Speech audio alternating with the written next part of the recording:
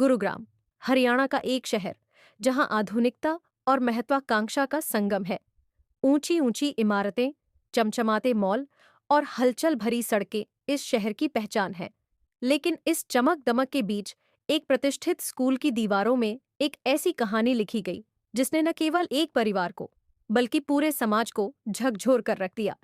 ये कहानी है रेवाड़ी के 17 साल के नाबालिग छात्र रोहन, काल्पनिक नाम, और उसकी 40 साल की शादीशुदा क्लास टीचर अनीता, जिन काल्पनिक नाम की।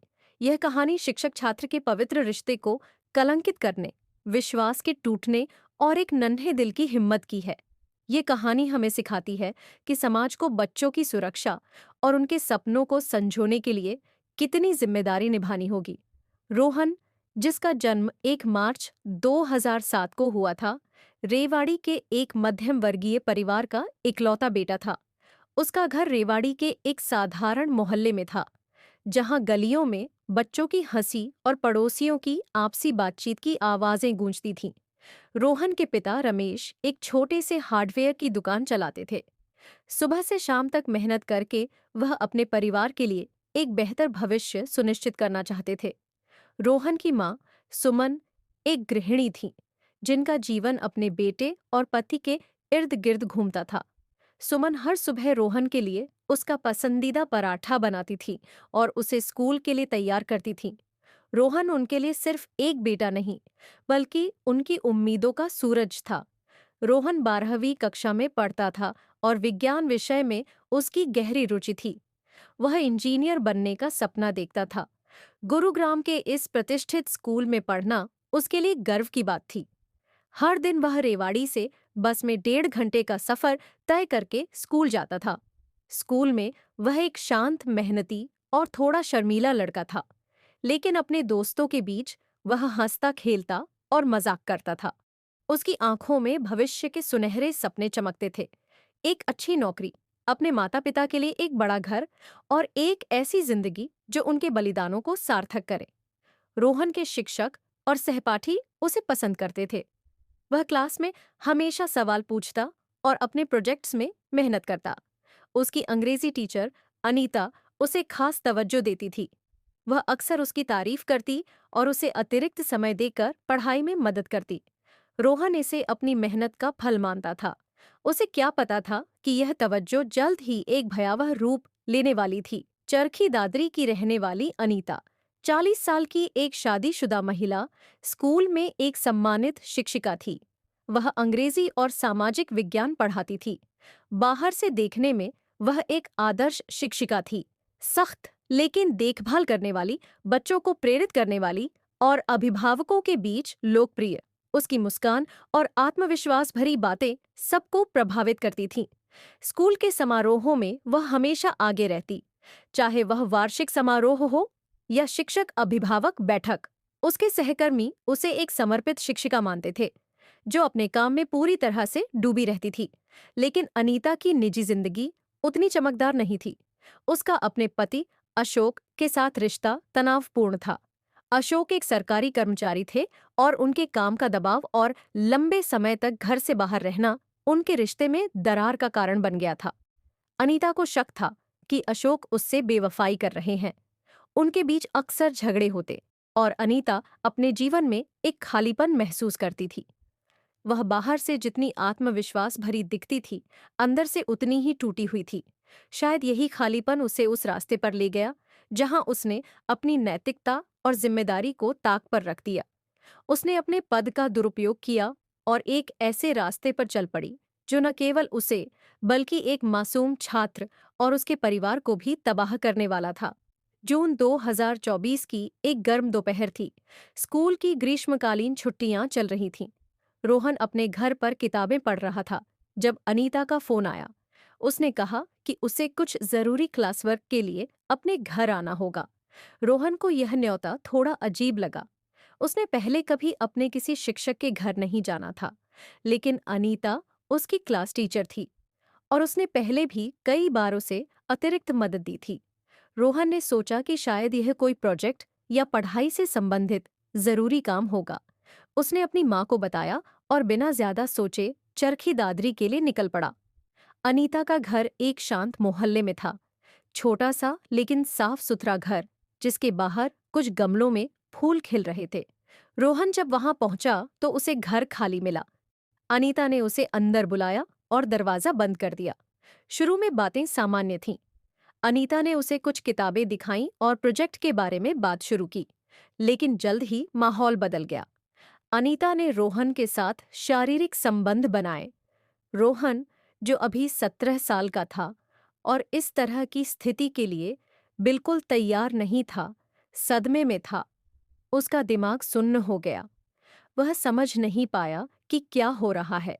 अनीता ने उसे सख्ती से चुप रहने को कहा। उसने धमकी दी कि अगर उसने किसी को बताया तो वह उसकी पढ़ाई और भविष्य को बर्बाद कर देगी। साथ ही उसने अच्छे नंबरों और परीक्षा में मदद का लालच भी दिया।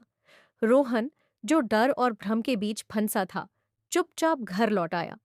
उस रात वह सो नहीं पाया। उसका मन अपराध बोध, डर और शर्म से भरा था। ये पहली घटना थी, लेकिन आखिरी नहीं। अनीता ने रोहन को बार बार अपने घर बुलाना शुरू कर दिया। हर बार वह कोई ना कोई बहाना बनाती, क्लास वर्क, प्रोजेक्ट या अतिरिक्त पढ़ाई। रोहन, जो डर और लालच के बीच फंसा था, इस जाल में और गहरा उलझता गया। अनीता का व्यवहार बदलने लगा। वह कभी रोहन के साथ दोस्ताना व्यवहार करती तो कभी उसे डराती। वह जानती थी कि रोहन एक मासूम और कमजोर किशोर है, जिसे आसानी से नियंत्रित किया जा सकता है। धीरे धीरे अनीता का दुस्साहस बढ़ता गया। उसने रोहन को गुरुग्राम और आसपास के होटलों में ले जाना शुरू किया। वह होटल में रूम बुक करने के लिए रोहन को अपना रिश्तेदार बताती और पेमेंट नकद करती, ताकि कोई डिजिटल निशान न रहे। होटल के कर्मचारी, जो ऐसी बातों पर ज्यादा ध्यान नहीं देते, उसके झूठ को सच मान लेते थे। अनीता हर कदम पर सावधानी बरतती थी, लेकिन उसका डर भी बढ़ता जा रहा था। उसे डर था कि कहीं उसका पति या स्कूल को इसकी भनक न लग जाए। इसी बीच अपने पति से बढ़ते तनाव के कारण अनीता ने धारूहेड़ा की एक नई सोसाइटी में एक घर किराए पर लिया। ये घर एकांत में था और वहां कोई आता जाता नहीं था। अनीता को लगा कि यह उसकी गलत हरकतों के लिए एक सुरक्षित ठिकाना है। वह रोहन को अब इस नए घर पर बुलाने लगी। शोषण का सिलसिला बेरोक-टोक चलता रहा। रोहन के लिए यह सब एक अंतहीन दुस्वप्न बन गया था। वह स्कूल में अनीता को देखकर डरने लगा। उसकी मुस्कान, जो पहले प्रेरणादायक लगती थी, अब उसे डरावनी लगने लगी। वह क्लास में चुप रहने लगा और उसकी पढ़ाई प्रभावित होने लगी। उसके दोस्तों ने देखा कि वह पहले जैसा चुलबुला और हंसता खेलता रोहन नहीं रहा। वह अक्सर खोया खोया रहता और उसकी आंखों में उदासी छाई रहती, लेकिन वह अपनी पीड़ा किसी से बांट नहीं पा रहा था। उसे डर था कि अगर उसने सच बताया तो लोग उसे ही दोषी ठहराएंगे। रोहन की मानसिक स्थिति बिगड़ने लगी। वह रात रात भर जागता और उस दिन की घटनाओं को याद करके सिहर उठता। उसे लगता कि वह गलत है, कि शायद उसने ही कुछ ऐसा किया जिसके कारण यह सब हुआ। अपराधबोध और शर्मिंदगी ने उसे अंदर से तोड़ना शुरू कर दिया।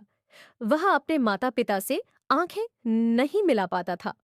सुमन ने कई बार पूछा कि वह इतना उदास क्यों रहता है, लेकिन रोहन हर बार बात टाल देता। स्कूल में भी उसका प्रदर्शन खराब होने लगा। पहले जो रोहन क्लास में सवालों के जवाब देने में सबसे आगे रहता था, अब वह चुपचाप अपनी डेस्क पर बैठा रहता। उसके दोस्तों ने उससे पूछने की कोशिश की, लेकिन रोहन ने उन्हें भी टाल दिया। वह अकेलेपन में डूबता जा रहा था और उसे समझ नहीं आ रहा था कि वह इस स्थिति से कैसे बाहर निकले। सितंबर 2024 में रोहन के सब्र का बांध टूट गया। उसने फैसला किया कि वह अब और नहीं सह सकता। एक दिन जब अनीता ने उसे फिर से अपने घर बुलाया, तो रोहन ने साफ मना कर दिया। उसने कहा, मैम, मैं अब नहीं आऊंगा, ये गलत है। अनीता को डर सताने लगा कि रोहन उसकी सच्चाई सामने ला सकता है। उसने पलटवार करने की ठानी और 20 जनवरी 2025 को रोहन पर ही छेड़छाड़ का झूठा आरोप लगा दिया। उसने रेवाड़ी पुलिस में शिकायत दर्ज कराई, ये सोचकर कि वह रोहन को डरा देगी और मामला दब जाएगा। लेकिन रोहन अब चुप रहने वाला नहीं था। उसे अग्रिम जमानत मिल गई और उसने अपने परिवार को पूरी सच्चाई बताई। उसने अपने पिता रमेश और मां सुमन को अपनी आपबीती सुनाई। उसने कुछ वीडियो भी दिखाए जो उसने सबूत के तौर पर चुपके से बनाए थे। यह सुनकर रमेश और सुमन का दिल टूट गया। रमेश को गुस्सा भी आया और दुख भी हुआ, लेकिन उन्होंने हार नहीं मानी। रोहन के लिए अपने माता पिता को यह सच बताना आसान नहीं था। वह डर रहा था कि वे उसे दोषी मानेंगे या उस पर विश्वास नहीं करेंगे। लेकिन जब उसने हिम्मत जुटाकर सब कुछ बताया तो सुमन ने उसे गले लगाकर रोना शुरू कर दिया। रमेश ने गुस्से में अनीता को कोसना शुरू किया, लेकिन जल्द ही उनका ध्यान अपने बेटे की ओर गया। उन्होंने रोहन को समझाया कि वह गलत नहीं है और यह सब अनीता की गलती थी। सुमन ने रोहन को मनोवैज्ञानिक सहायता लेने की सलाह दी ताकि वह इस सदमे से उबर सके। 13 मार्च 2025 को रमेश ने रेवाड़ी पुलिस में अनीता के खिलाफ शिकायत दर्ज की। उन्होंने पॉक्सो एक्ट के तहत अनीता पर नाबालिग के यौन शोषण का आरोप लगाया। पुलिस ने तुरंत जांच शुरू की। सबूतों में रोहन का बयान, उसके द्वारा बनाए गए वीडियो और होटल रिकॉर्ड शामिल थे। इन सबूतों ने अनीता के खिलाफ मजबूत मामला बनाया। अनीता ने बचने की हर कोशिश की। उसने 21 मार्च 2025 को रेवाड़ी फास्ट ट्रैक कोर्ट में अग्रिम जमानत की याचिका दायर की, लेकिन डर के मारे उसे वापस ले लिया। फिर 7 मई को उसने दोबारा कोशिश की, लेकिन 14 मई को कोर्ट ने उसकी याचिका खारिज कर दी। आखिरकार उसने 6 जून को 2025 को पंजाब और हरियाणा हाईकोर्ट का दरवाजा खटखटाया, लेकिन 20 जून को जज संदीप मौदगिल ने उसकी याचिका को खारिज कर दिया। 3 महीने तक फरार रहने के बाद 22 जून 2025 को रेवाड़ी पुलिस ने अनीता को गिरफ्तार कर लिया। गिरफ्तारी की तस्वीरों में वह अपना चेहरा ढकती नजर आई, जैसे अपनी करतूतों को छिपाने की आखिरी कोशिश कर रही हो, लेकिन अब वह कानून के शिकंजे में थी। इस मामले ने स्कूल के माहौल को पूरी तरह बदल दिया। अभिभावकों में गुस्सा था और कई ने स्कूल की सुरक्षा नीतियों पर सवाल उठाए। स्कूल प्रशासन ने एक आंतरिक जांच शुरू की, लेकिन कई लोगों का मानना था कि यह सिर्फ दिखावा था। अनीता को तुरंत निलंबित कर दिया गया, लेकिन यह कदम बहुत देर से उठाया गया। स्कूल ने एक बयान जारी किया कि वे इस मामले को गंभीरता से ले रहे हैं और बच्चों की सुरक्षा के लिए नए कदम उठाएंगे। लेकिन अभिभावकों का भरोसा टूट चुका था। समाज में इस घटना ने तूफान मचा दिया। सोशल मीडिया पर लोग अपनी राय दे रहे थे। कुछ लोग रोहन की हिम्मत की तारीफ कर रहे थे तो कुछ अनीता को कोस रहे थे। इस मामले ने बच्चों की सुरक्षा और शिक्षक छात्र रिश्ते की नैतिकता पर गहरी बहस छेड़ दी। कई संगठनों ने स्कूलों में यौन शिक्षा और जागरूकता कार्यक्रम शुरू करने की मांग की। यह घटना सिर्फ एक अपराध की कहानी नहीं है, यह एक सामाजिक विफलता की कहानी है। स्कूल, जो बच्चों के लिए एक सुरक्षित स्थान होना चाहिए, वहां ऐसी घटना ने कई सवाल खड़े किए। बच्चों के यौन शोषण के मामले भारत में कोई नई बात नहीं है, लेकिन इस मामले ने समाज को आईना दिखाया। ये सवाल उठा कि क्या हम अपने बच्चों को पर्याप्त जागरूकता और सुरक्षा दे रहे हैं? क्या शिक्षकों की भर्ती प्रक्रिया में पर्याप्त जांच होती है? क्या स्कूलों में बच्चों के लिए एक ऐसी व्यवस्था है जहां वे बिना डर के अपनी बात कह सकें? रोहन के लिए यह एक लंबी और दर्दनाक यात्रा थी। मनोवैज्ञानिक रूप से वह गहरे सदमे में था। उसे लगता था कि वह इस घटना के लिए जिम्मेदार है, लेकिन मनोवैज्ञानिक सलाह और परिवार के समर्थन ने उसे धीरे धीरे इस सदमे से बाहर निकलने में मदद की। यह मामला हमें सिखाता है कि बच्चों को यौन शोषण के बारे में शिक्षित करना कितना जरूरी है। उन्हें यह समझाना होगा कि ऐसी घटनाओं में वे गलत नहीं हैं और उनकी आवाज सुनी जाएगी।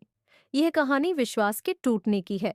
एक शिक्षक, जिसे बच्चों का मार्गदर्शक होना चाहिए, उसने अपने पद का दुरुपयोग किया। लेकिन इस कहानी में उम्मीद की किरण भी है। रोहन की हिम्मत, जिसने न केवल अपने शोषण का विरोध किया बल्कि सच को सामने लाया।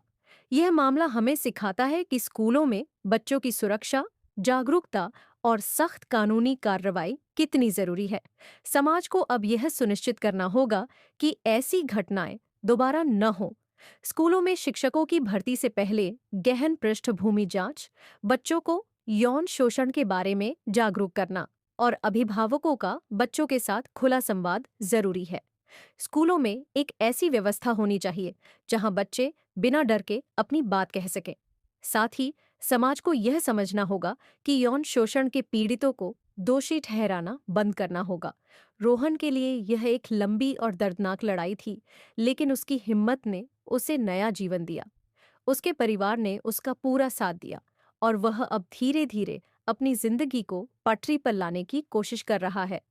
स्कूल ने उसे मनोवैज्ञानिक सहायता प्रदान की और वह अब अपने सपनों को फिर से संजोने की कोशिश कर रहा है। उसने फैसला किया कि वह इस घटना को अपने भविष्य पर हावी नहीं होने देगा। वह फिर से इंजीनियर बनने के अपने सपने की ओर बढ़ रहा है और इस बार उसकी हिम्मत और आत्मविश्वास पहले से कहीं ज्यादा है। ये कहानी खत्म नहीं हुई है। कानून अपना काम कर रहा है और अनीता को अपने की सजा मिलेगी, लेकिन समाज को भी अपनी जिम्मेदारी निभानी होगी। क्या हम तैयार हैं? क्या हम अपने बच्चों को एक सुरक्षित भविष्य दे सकते हैं?